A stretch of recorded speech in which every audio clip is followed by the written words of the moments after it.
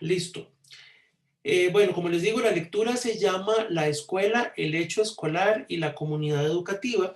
Este es un primer capítulo de un libro que se llama Teoría e Historia de la Educación y que es básicamente un libro de Alicante, España, elaborado para casualmente la formación inicial del profesorado. Es importante, como en cualquier lectura que uno haga en el plano académico, que no necesariamente vamos a estar de acuerdo con todas las afirmaciones, porque ese tipo de lecturas también tienen una visión de mundo, también tienen una perspectiva de la persona que la escribió y de su contexto.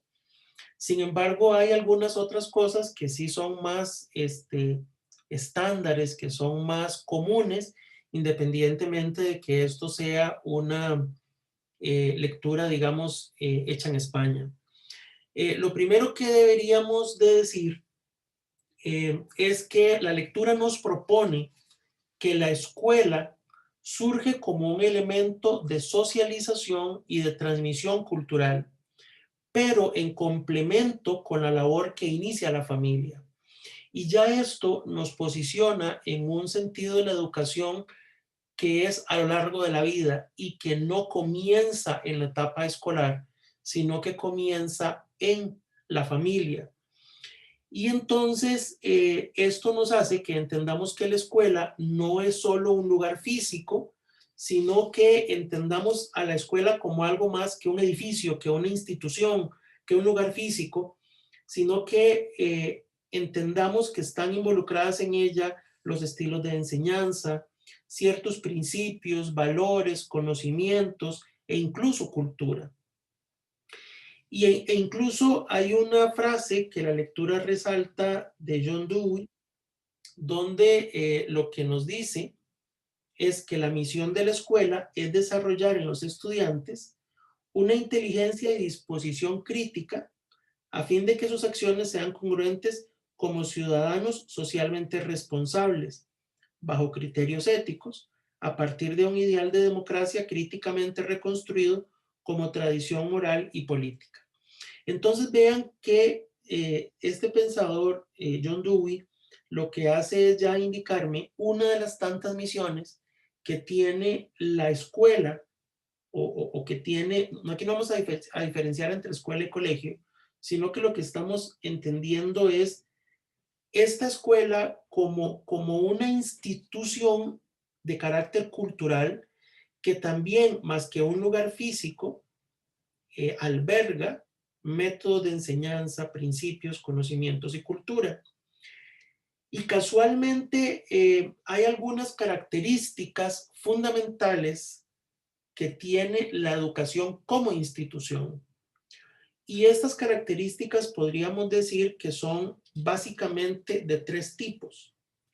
Uno de ellos es la característica antropológica. Y cuando entendemos que la escuela y la educación tienen una característica antropológica, es porque me estoy refiriendo a los usos, a las costumbres, a las prácticas que definen los comportamientos grupales. Por otro lado, cuando me refiero a la característica jurídica, me estoy refiriendo a las normas que regulan lo que sucede casualmente en esa institución. Entonces, son principios que regulan los fenómenos, los acontecimientos que suceden a lo interno de las instituciones educativas. Y por otro lado, el componente o la característica sociológica es cuando se incluye o cuando se concibe como un cuerpo social donde hay una pluralidad de personas y que tiene la finalidad de responder a las exigencias de la sociedad, pero también le agrega el tener deberes y derechos.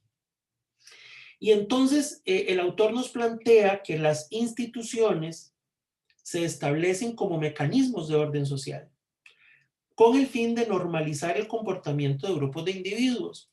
Entenderán entonces por qué hay tanta asociación y de muchos años entre, por ejemplo, la escuela y las normas disciplinarias. entre la escuela y un conjunto de reglamentos, de requisitos, de obligaciones. A fin de cuentas, la dinámica de las instituciones se observa en las conductas que se refieren a normas, a costumbres y tenemos que tener claridad en que a fin de cuentas la educación y específicamente los centros educativos siempre tienen una razón de ser, pero que se basa obligatoriamente en el desarrollo personal. O sea, lo que más nos importa de la educación es cómo se vincula con el desarrollo de las personas. Y entonces podemos entender que la escuela, una de sus finalidades más importantes es que las personas aprendan a convivir y que ese aprender a convivir involucre tanto la comprensión de los procesos individuales con los objetivos de los demás, con las demás personas. O sea, no es solo verme cómo me desarrollo yo, cómo puedo surgir yo, sino cómo mis intereses también tienen, o ese compromiso individual, también tiene sentido cuando lo relaciono con el de otras personas. Entonces, hablamos de las posibilidades de aprender cuando existe una comunicación, cuando se tienen valores y objetivos comunes y cuando ese interés y esa costumbre que se va suscitando en los centros educativos nos permite no solo pensar en mí mismo, sino también en que yo soy parte de un grupo, en que yo soy parte de un colectivo o de una sociedad. Entonces concebimos también la escuela como una pequeña sociedad. Es una pequeña sociedad en la que se toman decisiones, en las que hay puntos de discusión, pero también se comparten puntos de vista. Y para lograrlo se establecen normas de convivencia, se establecen procedimientos hasta lograr que se pueda convivir incluso en el desacuerdo. Y con base en ello, entonces nos fundamentamos en el respeto, en la equidad, en la tolerancia. Quiere decir que la parte de los valores es un componente consustancial al fenómeno educativo y a la escuela como institución. Sin embargo, hay asuntos que vienen a limitar o a delimitar la tarea escolar. Y el autor nos habla de que esta tarea escolar está delimitada por dos aspectos. Uno de ellos, que se puede catalogar como aspectos filosóficos o ideales, que son el fin de la persona, el carácter subjetivo y el bien común de la sociedad. Y por otra parte, los obstáculos que el autor llama fácticos o reales, que se refieren a los recursos educativos del contexto escolar y a las competencias y capacidades del educando.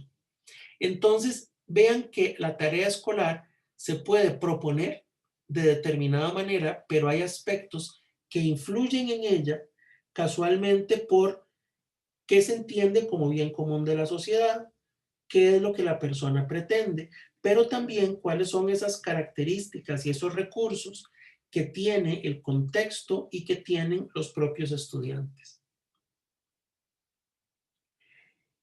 Aquí es importante entonces entender qué no es la escuela, porque le hemos querido conferir un montón de atributos y un montón de funciones para los cuales realmente ya no necesariamente son esos o no podría responder a ellos. Lo primero que tenemos que entender es que la escuela no es una institución meramente administradora de conocimientos. Tampoco es una agencia que procesa las tareas que el Estado le ha impuesto con el fin de configurar una nación. Esto es discutible, claro está. Y tampoco la podríamos entender únicamente como un organismo que pretende efectuar un control social. Ahora, el autor nos dice que cuando se habla de crisis de las instituciones educativas, esas crisis las personas las argumentan porque desconocen tanto la finalidad como la misión de la educación. No obstante, y eso no lo dice la lectura, pero lo dicen otras lecturas, que es importante también tomar en cuenta, la educación tiene una función ideologizante y entonces sí es cierto, desde mi punto de vista y también entendiendo la realidad, que la educación y la escuela como tal son parte del engranaje político y del engranaje ideológico con que el Estado se mantiene y a fin de cuentas ejerce un control social. Entonces, yo sí creo en esta parte, al menos mi perspectiva es un poco contraria a la que el autor propone. El autor lo que indica es que la crisis realmente de las instituciones no es tal, porque más bien lo que estamos haciendo es desconocer la finalidad y la misión de la educación. Sin embargo, yo lo que creo es que no podemos desconocer el componente ideológico y político y a fin de cuentas de control social que sí lo tiene la educación y que sí se cristaliza en los centros educativos. Por otra parte, vemos que el autor indica que la educación es un aspecto exclusivo y propio del ser humano. Y entonces comienza a dar una serie de características del ser humano, como pues que vive en un cuerpo, y eso lo hace tener una identidad personal, que tiene temporalidad, en otras palabras, que cada persona vive en un momento histórico determinado, que a fin de cuentas cada persona, cada ser humano, tiene una identidad específica que lo hace diferente de las otras personas, pero que también debe aprender a desarrollar y a consolidar. Por otro lado, tenemos este principio de alteridad y es cuando tenemos la capacidad de descubrir que hay otras personas y es como la frase común que dice, es ponernos en los zapatos de las demás personas, es poder entenderlas. Además de eso, la persona o cada persona puede saber por qué y para qué hace las cosas y si tiene voluntad. Esta parte de la volición es la parte de la voluntad, es la dimensión afectiva, es ¿y qué me mueve a mí a hacer las cosas? Aparte de eso, ¿por qué y para qué las estoy haciendo? El sexto principio se llama totalidad unitaria y dice que todo está mediado por la identidad de cada persona. En otras palabras, somos seres integrales, ¿verdad? Que a fin de cuentas somos un todo, pero esas particularidades hacen que tengamos una identidad propia siempre dentro de cada persona. Además de esto, que la educación siempre requiere de un sentido. Cualquier acción surge a partir de un por qué y un para qué. En otras palabras, la persona tiene la necesidad de entender y de valorar las cosas, que es un poco lo que hablábamos también con el principio de la reflexión y de la abolición. Y el ser trascendente, que es el poder comprender a otro, ponerse en su lugar, o sea, no solo quedarse en el egoísmo, no solo quedarse en uno mismo, sino también poder entender que hay otras personas con otros intereses y que yo puedo trascender, no solamente quedarme en mi momento y en mis intereses, sino también comprender que hay otras personas que conviven conmigo y que también tienen otras particularidades y otros intereses, y que la educación recoge todos esos principios.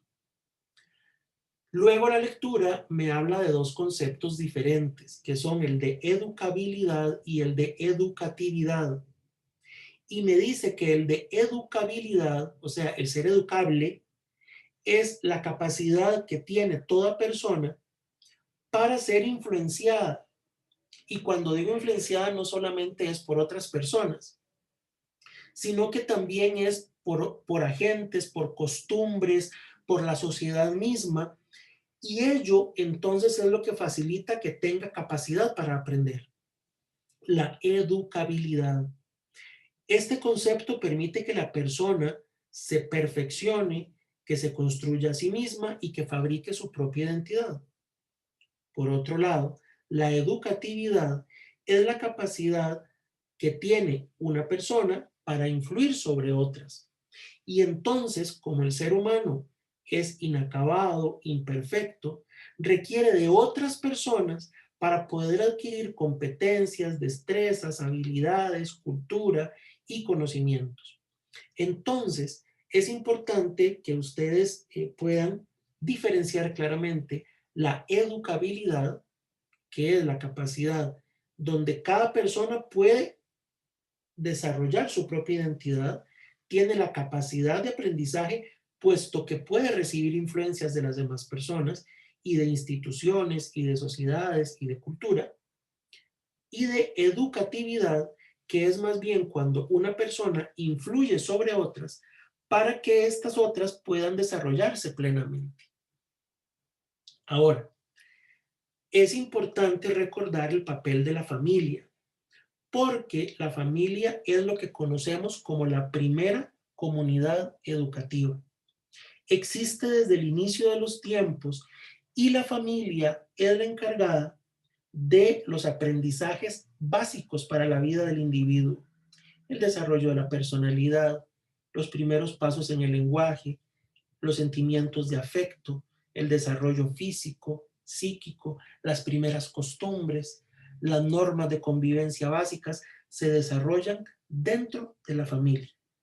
Y entonces el autor nos cita como uno de los principales problemas que vive la educación actualmente y que me gustaría también que ustedes reflexionaran, es el poco tiempo que tienen ahora las familias para compartir, para convivir efectivamente con sus hijos e hijas, y esto hace que entonces la razón de ser en cuanto a ser primera comunidad educativa, la familia, se esté viendo muy lesionada. Y ahorita, quizás podríamos pensar solamente en el contexto inmediato que se suscitó en el año antepasado y pasado. En el antepasado, por ejemplo, con la huelga tan prolongada que duró un trimestre, por ejemplo, y en el año anterior, en el 2020, con este asunto de la pandemia. Es diferente cuando a la familia, a los padres, a las madres o incluso a otros elementos del entorno familiar, les damos la tarea de ser quienes ejerzan la función de enseñanza, eso es diferente, a indicar que la familia cumpla con ser comunidad educativa. Y la familia cumple con ser comunidad educativa cuando fomenta los aprendizajes básicos de la vida de cada una de las personas. Entonces, no se trata de que estas personas desarrollen lo que se desarrollaría mediante la acción de un profesional de la educación. Y quiero que lo enlacemos con la clase anterior donde yo les hablaba de la importancia de considerarnos profesionales de la educación, de que dejemos de pensar que cualquiera hace lo que nosotros hacemos.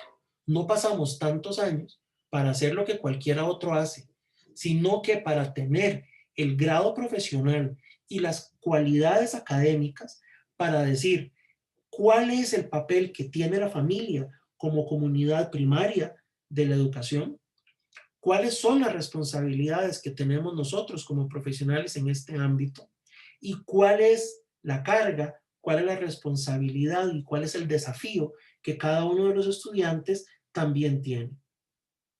Y entonces esto hace que podamos entender que hay diferentes conceptos. Uno de ellos es el de comunidad escolar.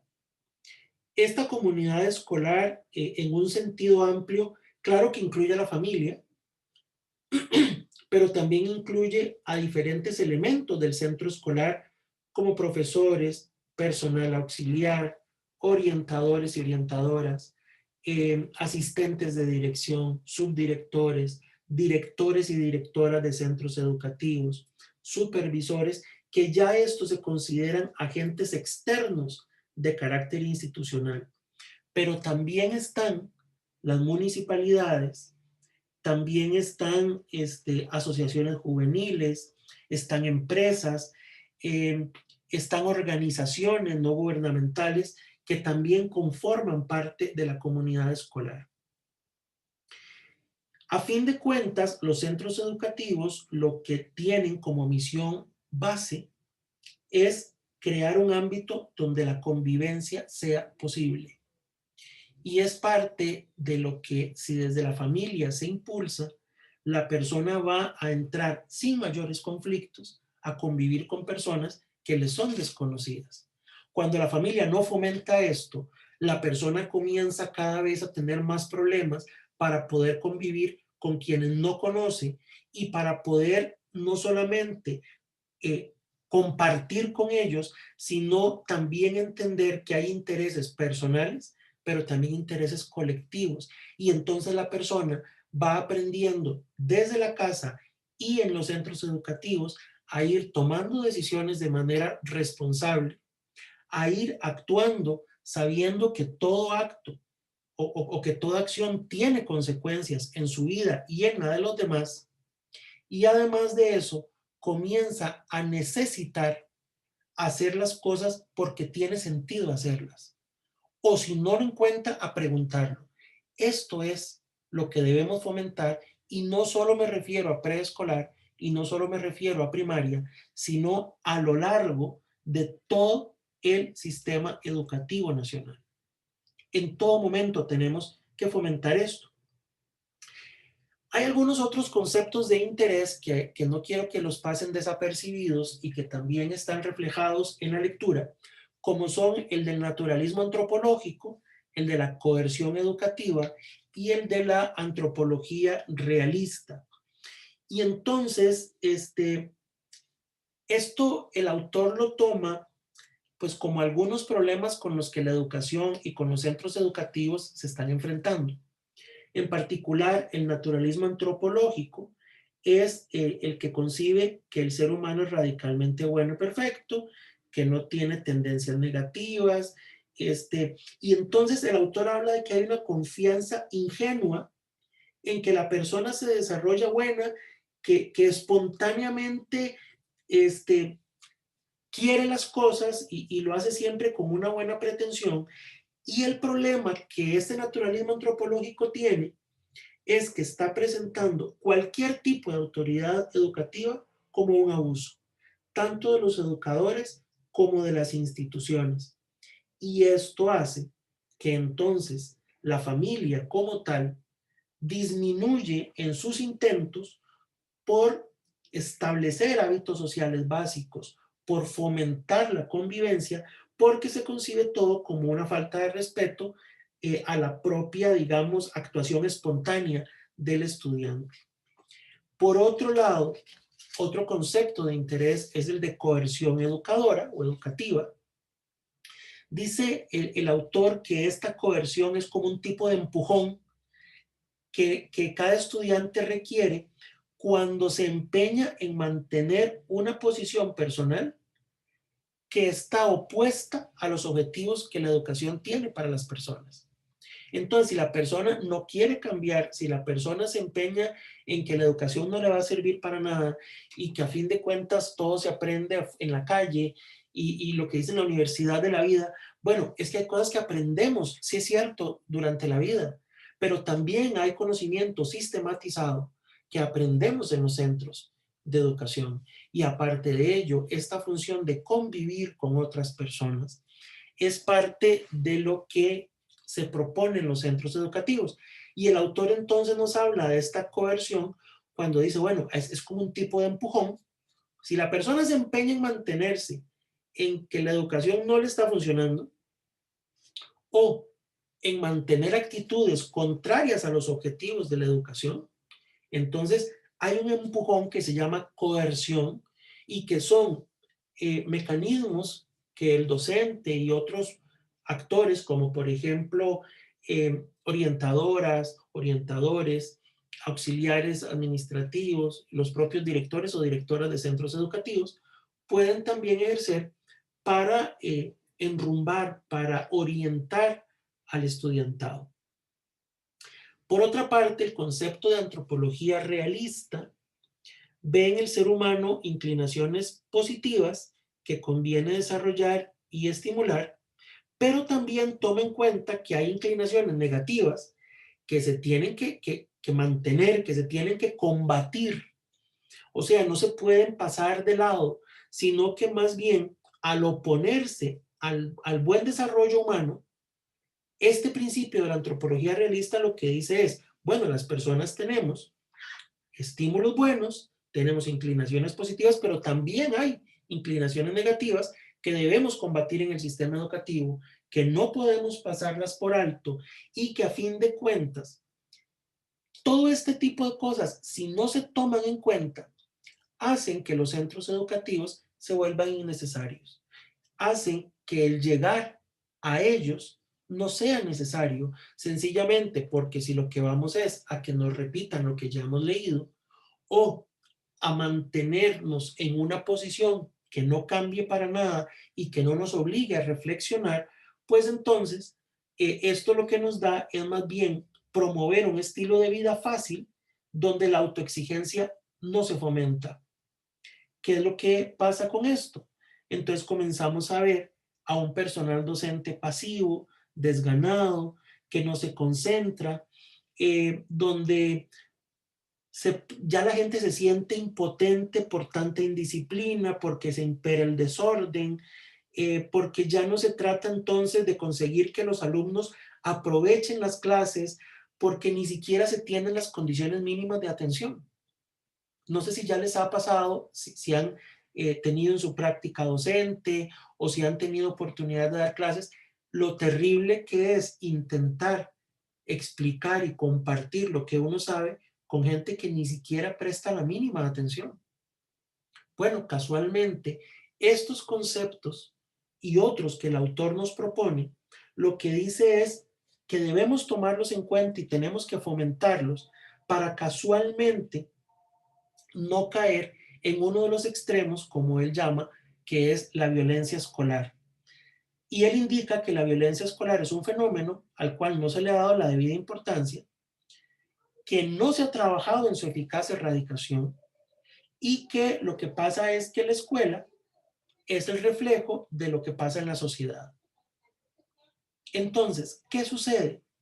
Que no podemos sentirnos como docentes que estamos atados de manos.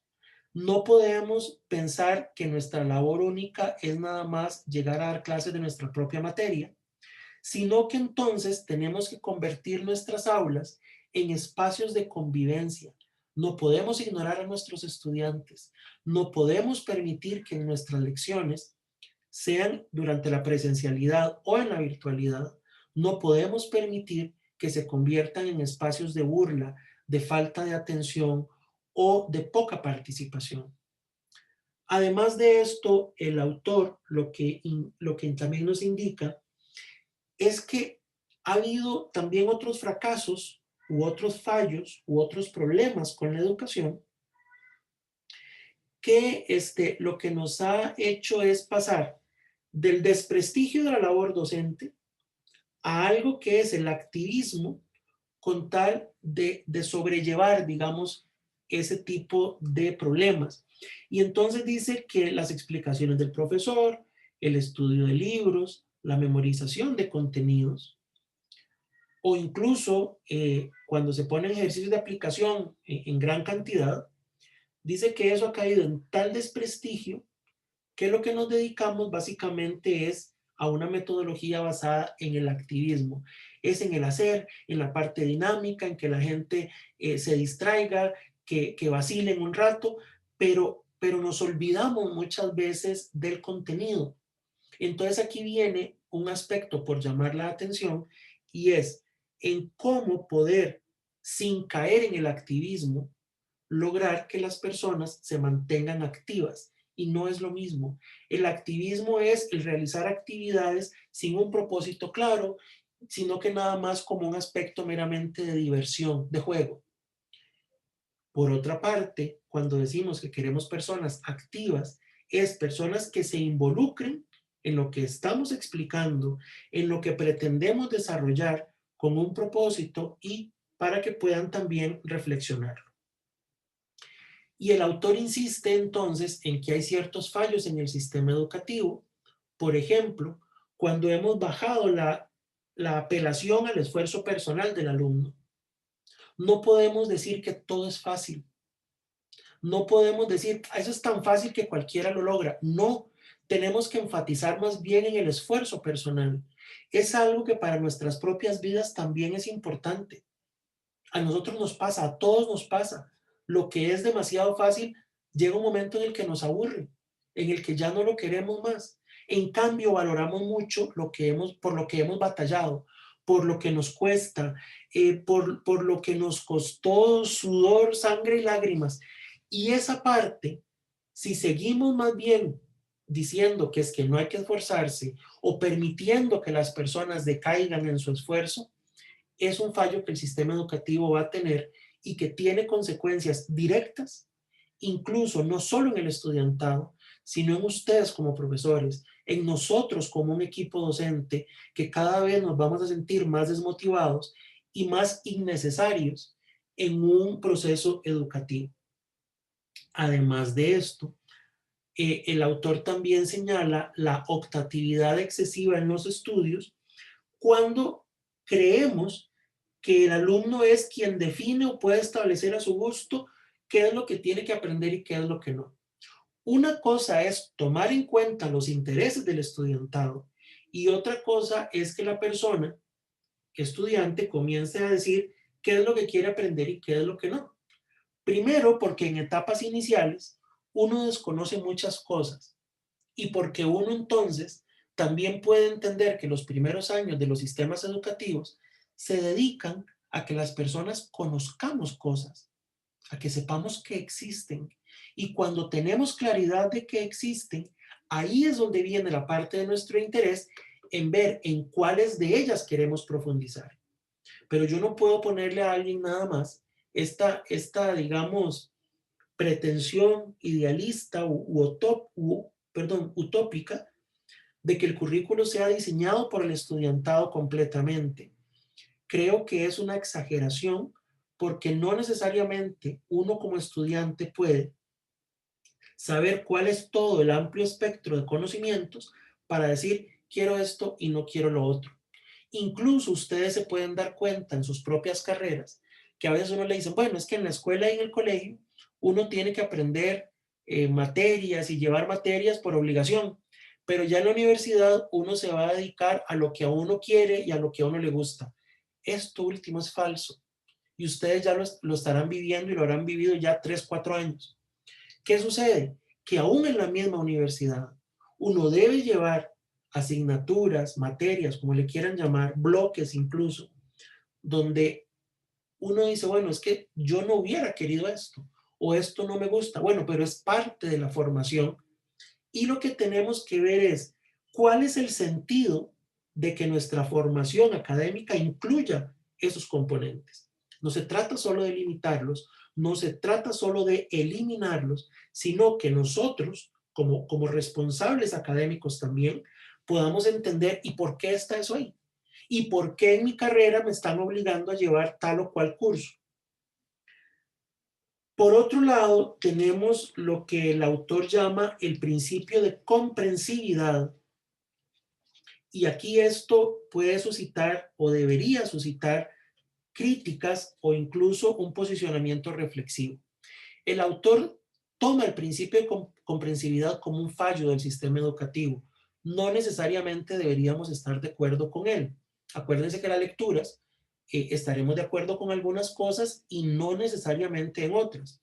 Por ejemplo, dice él que el principio de comprensividad pretende integrar en una misma aula a alumnos con capacidades, cultura y niveles intelectuales diferentes. Y él lo ve eso como un fallo. Él ve como un fallo esto porque dice que anteriormente los grupos eran más homogéneos y eso permitía una acción docente más efectiva. Pero que entonces ahora todos estos asuntos de la integración lo que nos están más bien es provocando fallos en el sistema educativo porque no se puede tener una acción docente efectiva con estudiantes con grupos tan heterogéneos en cuanto a capacidad, cultura, nivel intelectual. Por otro lado, el autor también critica lo que llama la promoción automática de curso, Nosotros en la cuarta unidad de este curso vamos a ver cuáles son las normas de repitencia, lo que llama la gente, lo que la gente llama de arrastre. Bueno, vamos a ver qué sentido tiene, en qué se basaron, cuáles son algunos estudios al respecto, cómo tiene que ver esto o no con la educación como un derecho humano, e incluso también qué experiencias han tenido ustedes o tuvieron al respecto en lo que es la promoción automática de un curso, que es, el autor le llama así, cuando se pasa aún sin haber asimilado los contenidos básicos del curso anterior.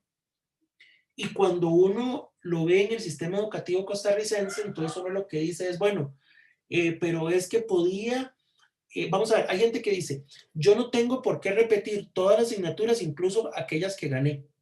Y por otro lado, entonces, la otra posición es decir, entonces solamente repita o solamente trate de superar aquella en la que no aprobó.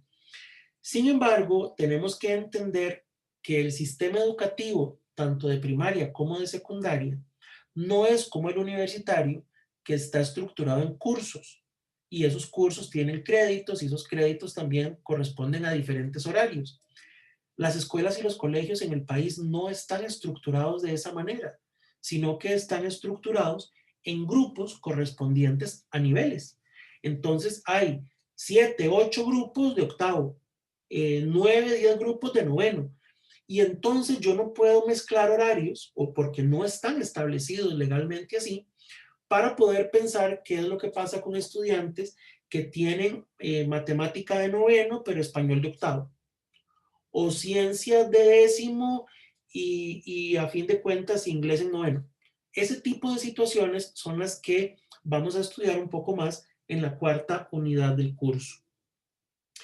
El autor nombra también como un asunto de fallo por principios pedagógicos inadecuados lo que él llama como tecnicismo didáctico. Y es cuando se descuida la labor metodológica, porque él dice, se basan únicamente en el constructivismo como teoría base, piensan que el cognitivismo es la única forma en la que se explica la actividad mental, piensan que la teoría curricular es lo mejor que le ha podido suceder en la panacea del sistema educativo y que el aprendizaje significativo es un descubrimiento pedagógico. A ello le agrega la interdisciplinariedad como concepto de moda. Y aquí lo importante es que nos pongamos a reflexionar por qué este autor toma en cuenta ese tecnicismo didáctico como un fallo del sistema educativo. Y él lo toma como principios pedagógicos inadecuados. Entonces, conforme profundicemos en el curso, vamos también a ir pensando por qué es que la labor metodológica no puede basarse exclusivamente en una teoría básica, y es porque hay particularidades en las asignaturas, en los niveles, en los objetivos e incluso en las personas que me hacen que yo no solamente pueda ser, por decirlo así, siempre constructivista. Eso ha sido un ideal y eso ha sido incluso una exageración, una falta de comprensión también, donde nos dice es que hay que ser constructivista 100%. Además nos dice que todos los aprendizajes tienen que ser significativos y bueno, hay que ver qué se entiende por aprendizaje significativo y eso lo vamos a ver en la segunda unidad del curso.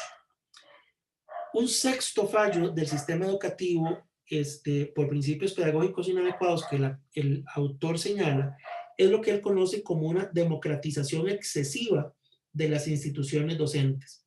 Dice que es que hay gente incompetente que toma las decisiones y esto provoca el descontento y la desmotivación de los profesores. La séptima característica de fallo es la politización del debate sobre la educación y sobre cómo reformar los sistemas educativos. Y entonces tenemos aquí que hay fallos en los sistemas educativos, sobre todo cuando un gobierno viene y cambia completamente lo que otro hace. Hace muchísimos años los programas de estudio cambiaban incluso a veces solo la portada y era para cambiar el nombre de las autoridades educativas o ministeriales de turno. Y el programa en su contenido era la misma cosa. o cambiaba un poco el orden y ya le atribuían la autoría a otras personas. Y por consiguiente, ya cambiaban las autoridades educativas y ya aparecían ahí en las portadas y contraportadas de esos programas. Cuando se politiza tanto el sistema educativo, hasta en lo curricular, hasta en los contenidos y los objetivos por desarrollar, tenemos ese gran problema que es cuando de hecho ni se entiende por qué la educación marcha como está marchando, sino que pareciera ser como por el gusto y capricho de algunas personas o de algunos sectores. Y el último es cuando existe una falta de ideales, cuando no se fomenta el gusto por valores superiores como la justicia, la libertad, la solidaridad, el bien común, sino que se promueve lo que el autor conoce como moral mínima y que se traduce en ese egoísmo individual que es tan propio de la sociedad actual. Y es, luche por salir usted como pueda, aunque los demás, aunque haya que pasarle por encima a los demás, mientras usted salga adelante, hágalo. Eso es lo que el autor conoce como moral mínima y es un egoísmo individualista.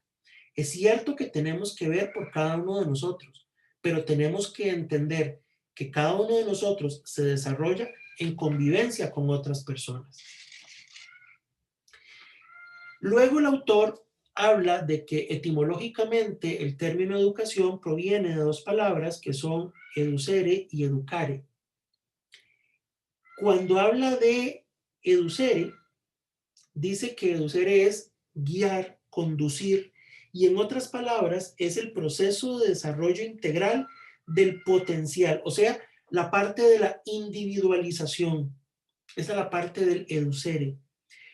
Esta parte de la individualización es que la persona se desarrolle integralmente como ser único e individual. Y además, la parte del educare es la parte de la socialización. Entonces vean cómo en la educación confluyen la individualización con la socialización.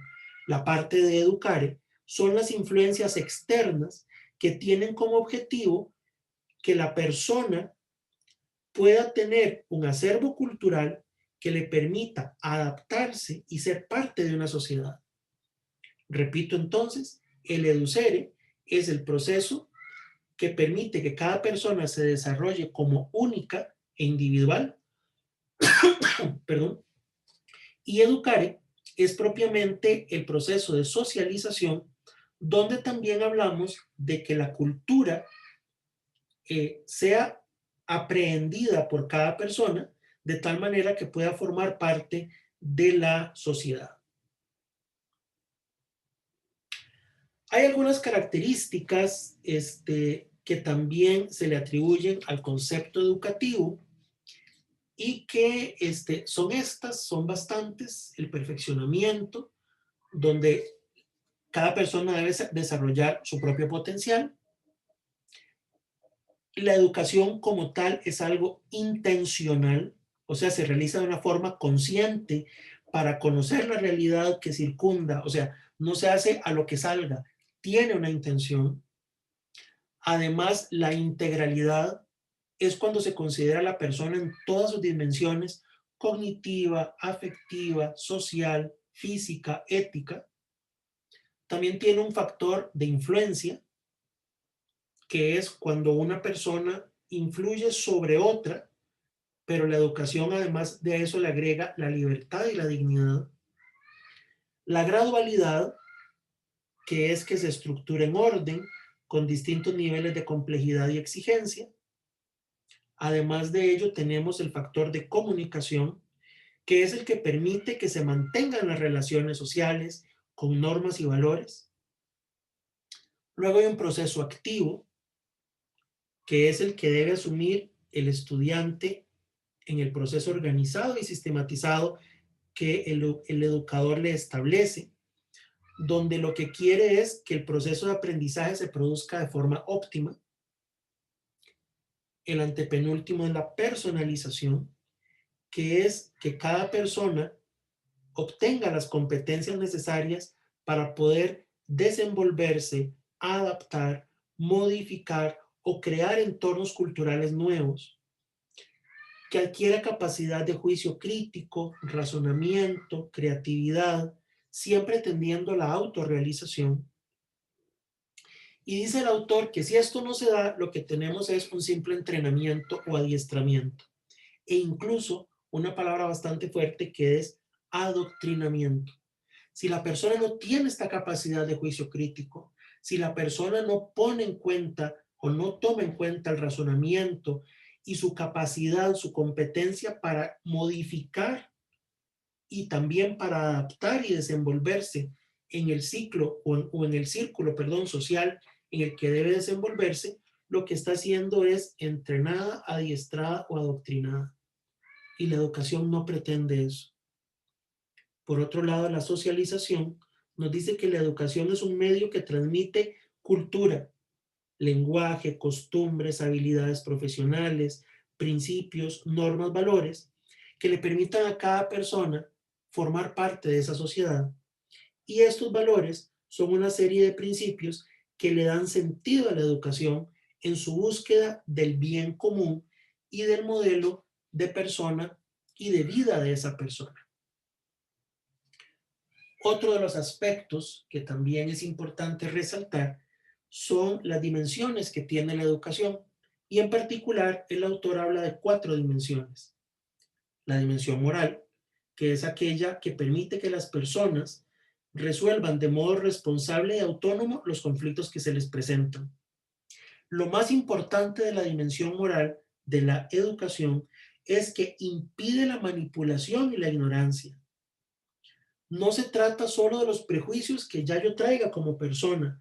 No se trata de las modas culturales o de cómo el grupo me presiona. Es que la educación en su dimensión moral tiene que impedir la manipulación y la ignorancia. Nos tiene que acercar cada vez más a resolver los conflictos de un modo responsable y autónomo. Por otra parte, la dimensión social lo que trata es de integrar al individuo en este núcleo que contribuya también a su bienestar, donde se le prepare, se pueda integrar y adaptar. Y el autor entonces habla de 2 tipos de socialización que debe tomar en cuenta esta dimensión educativa, que está la socialización primaria y la socialización secundaria. La socialización primaria se da nuevamente, como lo hemos dicho, en la familia. En esta familia hablamos de que se adquieren competencias básicas para poder vivir en sociedad, los ciclos del sueño, el lenguaje, el control de esfínteres, normas sociales de convivencia. Y por otro lado, la socialización secundaria, donde la escuela, donde ya entramos propiamente como centros educativos y como educación formal, donde incluso hay inclusión de materias que me permiten que yo conecte los intereses sociales con el ámbito escolar. Cuando hablamos, por ejemplo, de educación vial, educación sexual, educación para la salud, educación ambiental, entonces la socialización secundaria que ya se viene dando en las escuelas está constituida por las normas y los valores que nos permiten como personas ejercer un rol en la sociedad. La tercera dimensión es la dimensión económica y esta dimensión parte de que la educación debe reducir las desigualdades sociales, que debe favorecer la igualdad de oportunidades y además entender que no solamente es el aspecto de cómo ganar más dinero, sino de cómo poder tener movilidad social. En otras palabras, cómo poder sentirme más productivo, cómo poder tener yo más beneficios y también devolverlos a la sociedad y que no solamente sea la pretensión de enriquecerse económicamente, sino de reducir todo lo que se pueda, lo que nos separa, lo que nos distancia social y económicamente de otras personas. Creo que el mayor papel de la dimensión económica es cómo favorecer la igualdad de oportunidades. La última dimensión, que es la dimensión política, lo que trata es de relacionar la educación con la vida pública entender que existe un gobierno, que existe nuestro deber y nuestros derechos como ciudadanos, y que la escuela tiene también como función transmitir esos principios y valores albergados en la Constitución.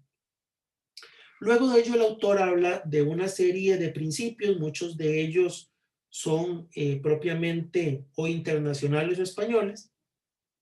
A mí me parece importante resaltar lo que es la Declaración Universal de los Derechos Humanos.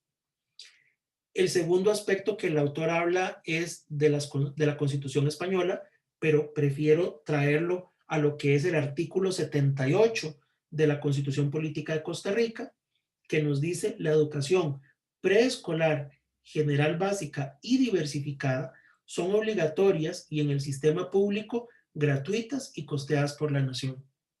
El artículo 78 de la Constitución Política.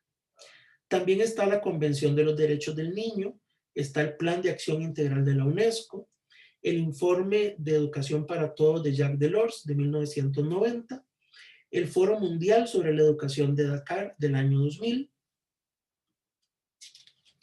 y después nos hablan el autor nos menciona algunos principios básicos del ámbito educativo.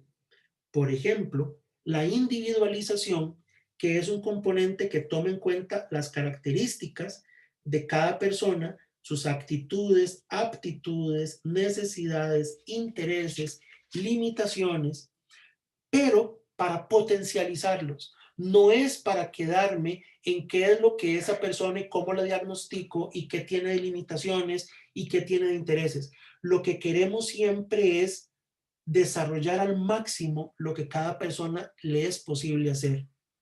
La socialización lo que hace es comprender el significado de las tradiciones culturales en que vive una persona para que se pueda adaptar y formar parte y también transformar la sociedad en la que vive, ayudar a su desarrollo.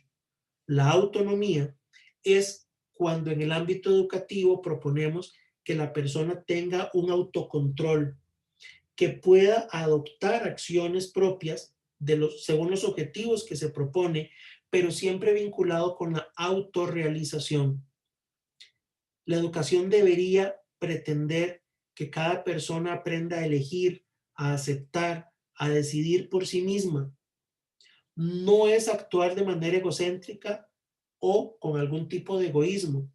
Lo que queremos es más bien que esto se vincule con la madurez de cada persona y que cada persona, por medio de su capacidad de raciocinio, pueda reflexionar y tener juicios críticos.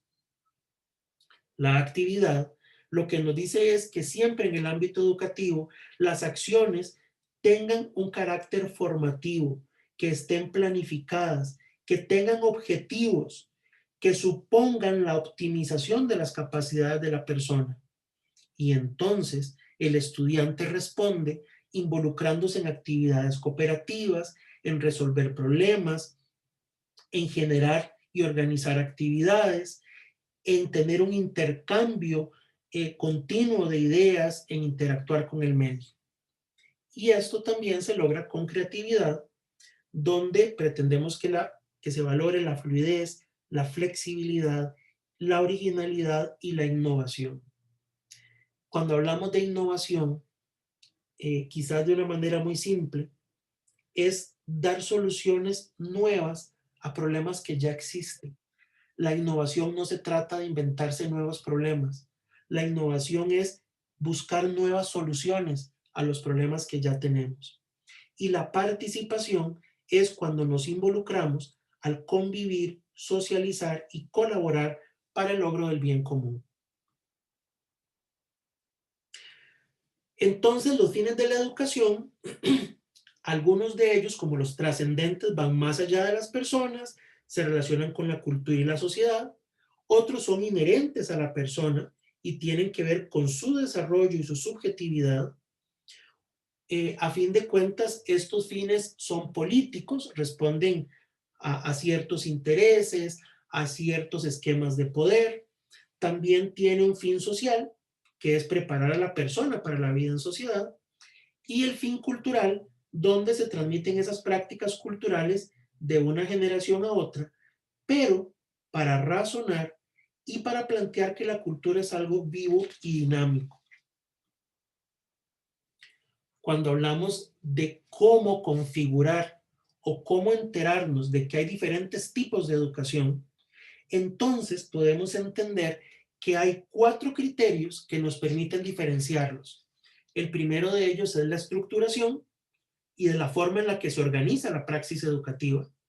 La universalidad es en el sentido de qué cobertura o qué posibilidades tiene la educación, en este caso se le llama universalidad. Luego la duración y la institucionalidad, que es en donde se desarrolla. Esto nos hablaría de 3 formas, de lo que es la educación formal, la no formal y la informal.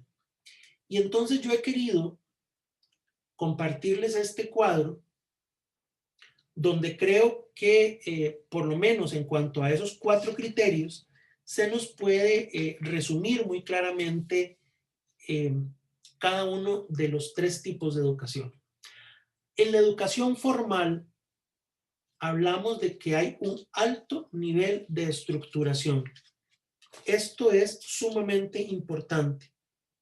Estamos diciendo que es una estructura que casualmente está organizada en niveles, está organizada en grados, en grupos. Todos los sistemas educativos de los países realmente lo que hacen es estructurar con un alto nivel la educación formal. La educación formal, en este caso, no siempre es universal. Uno pretende que lo sea, pero también tenemos que entender que se limita a etapas determinadas de la vida y que no todas las personas acceden a ella, aunque tienen el derecho constitucionalmente de acceder a ella. La duración es mediante un periodo determinado y lo que se refiere a la institucionalidad, aquí se da de manera completa, incluso se imparte en centros especializados y creados para tal fin, las escuelas y las universidades. Por otra parte, la educación no formal sí está estructurada, pero no necesariamente tiene un carácter universal. A fin de cuentas, lo que hace es a las personas que tengan un objetivo común. La extensión, o sea, la duración, es una extensión temporal concreta y limitada y tiene un alto nivel de institucionalización, pero se lleva a cabo también en centros que no han sido diseñados para el ámbito educativo. Por otra parte, la educación informal es la que conocemos como educación a lo largo de la vida. No está estructurada, sí es accesible a todas las personas y no se vincula a ningún organismo o institución. Y aquí es importante entonces señalar, por ejemplo, ¿qué tal si nosotros lo que hacemos es nos suscribimos, nos inscribimos, perdón, a un curso? No sé si han tenido opción, por ejemplo, de ver esos cursos de esas plataformas que hay ahora que se llaman Doméstica, otros se llaman Coursera, hay varias de esas. ¿Qué tipo sería este tipo de plataformas? ¿Sería una educación formal, no formal o informal?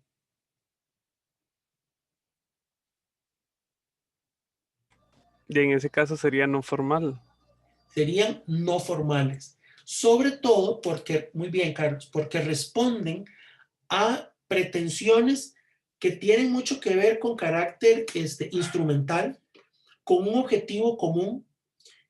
Las personas pueden decidirlo y entonces la extensión temporal es concreta y es limitada. Alguien se inscribe en una academia de música y lo que hace es llevar, por ejemplo, clases para comenzar a aprender a tocar violín. ¿Qué tipo de educación es?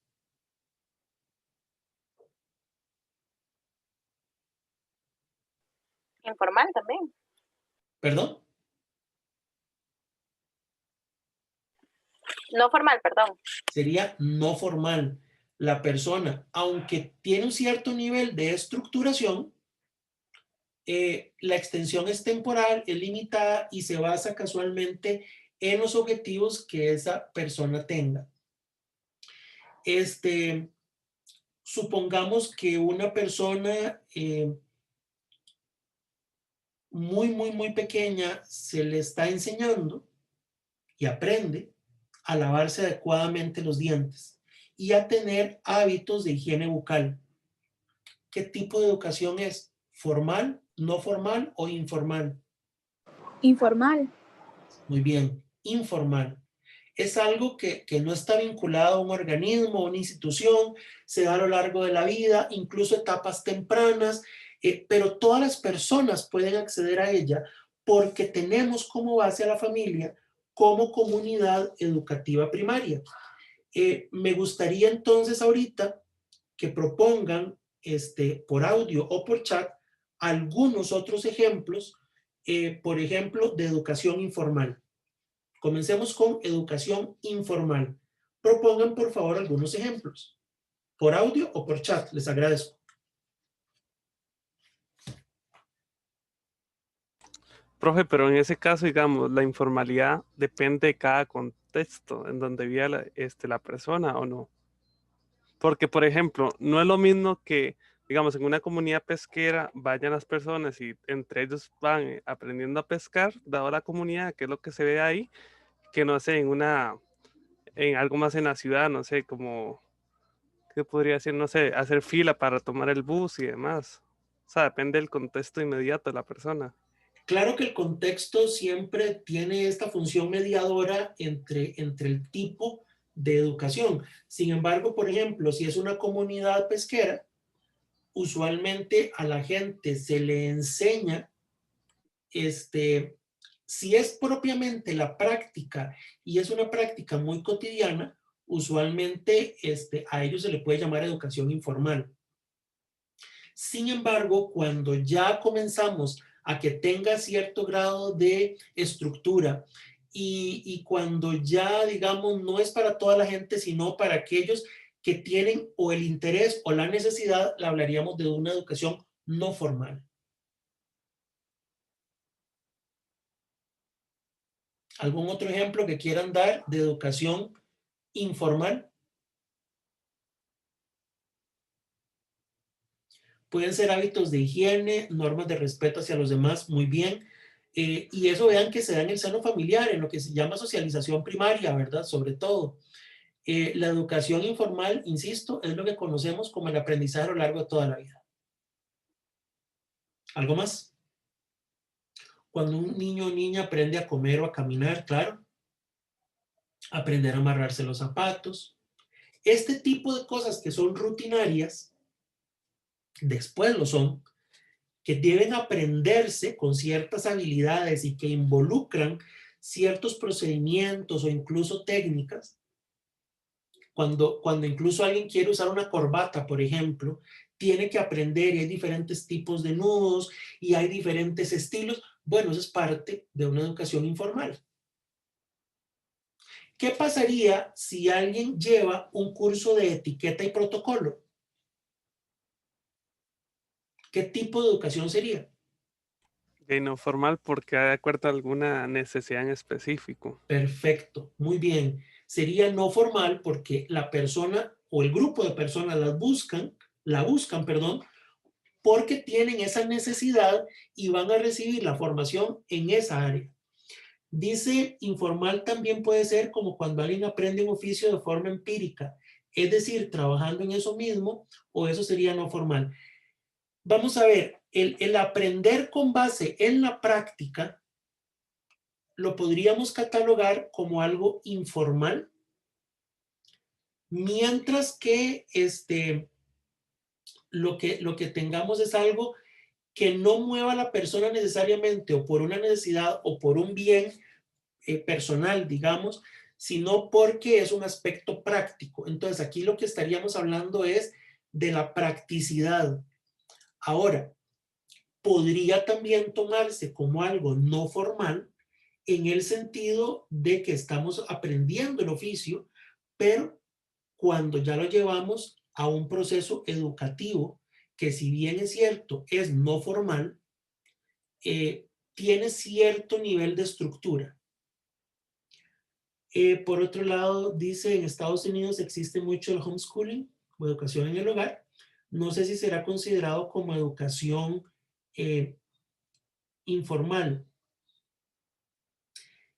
Oscar, tal vez si nos comenta un poquito más sobre este apartado de educación en el hogar. Sí, es que, digamos, acá en las escuelas, los padres pueden escoger la opción de enseñarles a sus hijos en las casas y ellos tienen que seguir ciertos requisitos, pero al final hacen unas pruebas y con esas pruebas pasan de nivel, pero no sé si eso será considerado como educación informal. No, esto más bien con las características que usted nos expone, vendría siendo la educación formal que se extiende desde el centro educativo hasta otro tipo de ambiente físico como es el hogar, y cambia de agente porque entonces los padres y las madres de familia vienen a cumplir un rol también de un agente educativo que es el educador. Ok, entiendo. Entonces más bien es la educación formal que extiende su ámbito de acción y su cobertura a no solamente las aulas de una institución, sino que toma el hogar como otro contexto en el que también es posible llevar a cabo procesos formales. Supongo entonces que tendrían esas personas que cumplir un programa de estudios, luego usted habla que realizan pruebas, entonces ya eso nos habla de un alto nivel de estructuración y al final supongo que eso les permite tener cierto diploma o cierto certificado de conclusión. Correcto. Entonces eso es Sí, educación perfecto. formal. Gracias. Con gusto. Luego aquí dice, profe, tengo la duda con respecto al ejemplo de alguien que desea aprender un instrumento musical. Por ejemplo, en una escuela de música donde se lleva un programa que tiene ciertos requisitos y bloques dentro de un tiempo definido. Aquí, Emanuel, más bien yo le hago la pregunta y es muy buena esta aclaración que usted nos hace. En ese programa, en esa escuela de música, ¿se conduce necesariamente a un certificado o a un diploma? ¿Necesariamente o no? Eso ya dependería de la institución, pero digamos, por el tipo de institución que yo pregunto, sí hay un certificado. ¿Y eso le hace acreedor a un grado académico o no? Es que esa es mi duda. Yo pensaría que sí. Bueno, si lo conduce a un grado académico, lo pasaríamos a que fuera una educación formal. Si lo que se hace es nada más el aprendizaje de ejecución del instrumento como tal, por ejemplo, como les dije ahora, clases que alguien lleva para aprender a tocar violín o para clases de guitarra, pero solo para aprenderla, lo podríamos catalogar como no formal. Extensión temporal concreta, limitada.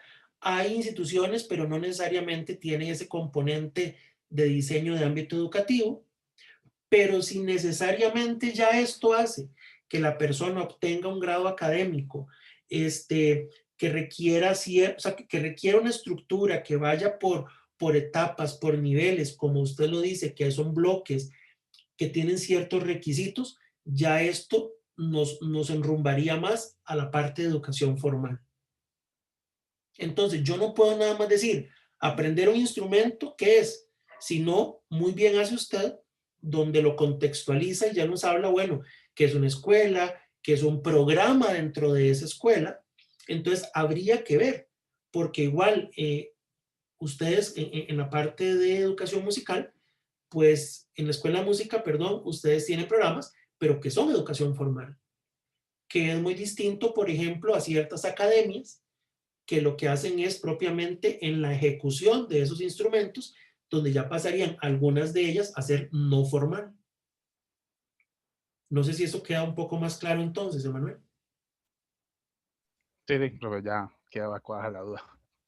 Gracias. Listo, con gusto. Profe, y por ejemplo, cuando una aprende, no sé, por ejemplo, a conducir en una academia de manejo, eso sería no formal. Cuando aprende, A conducir, o sea, es decir, para sacar la licencia, conducir un carro, eso sería no formal. totalmente es no formal. Incluso otro de los rasgos característicos de la educación formal, o uno de las características, es que en algunas ocasiones está a cargo de personas que no necesariamente son profesionales de la educación. Y entonces es ahí donde hablamos de instructores. Por eso es que uno habla de escuelas de manejo y habla de los instructores de esas escuelas. La instrucción está también muy vinculada a lo que es lo no formal. Son personas que no son profesionales de la educación, sin embargo, se dedican a instruir, a entrenar a otras personas para que puedan alcanzar un propósito determinado, por ejemplo, aprender a manejar y aprobar el examen respectivo. Es educación no formal. Profe, y por ejemplo, un proceso, no sé, comunitario, ¿verdad? Que digamos se desarrolle en una municipalidad o algo así, sería también no formal, aunque, no sé, aunque lo imparta un profesional en un área determinado. Usualmente esos procesos, aunque habría que ver cuáles son las particularidades, usualmente esos procesos municipales, de ONGs y todo esto, son parte de la educación no formal. ¿Por qué? Porque no se estructuran en ciclos, porque no tienen un grado completo de institucionalidad, digamos en escuelas, en universidades, o sea, no son parte del quehacer de esas instituciones, sino que más bien son propuestas de valor social, valor agregado, que tienen algún objetivo específico, pero que aunque tengan cierta estructura, no la tienen tanto en cuanto a obligatoriedad y en cuanto a continuidad y estructura como la educación formal. Entonces, en el ejemplo que usted me pone, esos vendrían siendo situaciones de la educación no formal. Ok, perfecto. No sé si ustedes han visto, por ejemplo, que a veces dicen, bueno, independientemente sean presenciales o no, cuando dicen, bueno, curso para pan artesanal, ¿qué sería eso? ¿Formal, no formal o informal?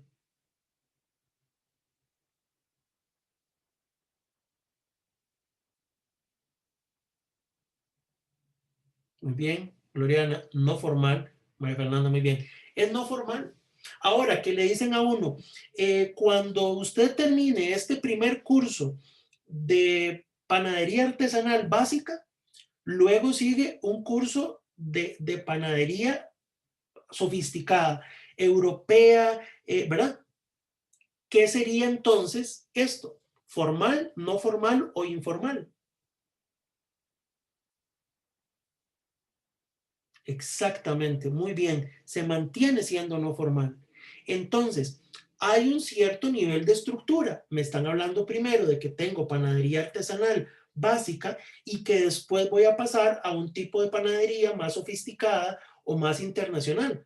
Pero el hecho de que haya cierta estructura no le concede un carácter de formalidad, sino lo que hace es secuencia. O sea, no confundamos estructura con secuencia. Aquí lo que me están diciendo es que voy a estar primero en un curso básico y luego en uno avanzado, pero sigue manteniéndose la característica de la educación no formal. Profe, tengo una pregunta. Los Sí. cursos, digamos, como que dan en el INA, que no son específicamente cursos libres, sino ya como carreras técnicas, eso sería formal, puesto que tiene un título de técnico. Exactamente. Okay. Excelente el ejemplo. El INA tiene un componente de educación formal en ese tipo de programas que conducen a la obtención de un técnico en determinada situación, pero también tiene educación no formal, que son cursos que aunque algunos tengan continuación, otros son aislados, que son de temáticas diferentes y donde las personas se inscriben porque tienen el interés de aprender o de desarrollar ciertas competencias y habilidades en el área. Entonces, el INA tiene de ambos procesos, tanto la educación formal como de la no formal.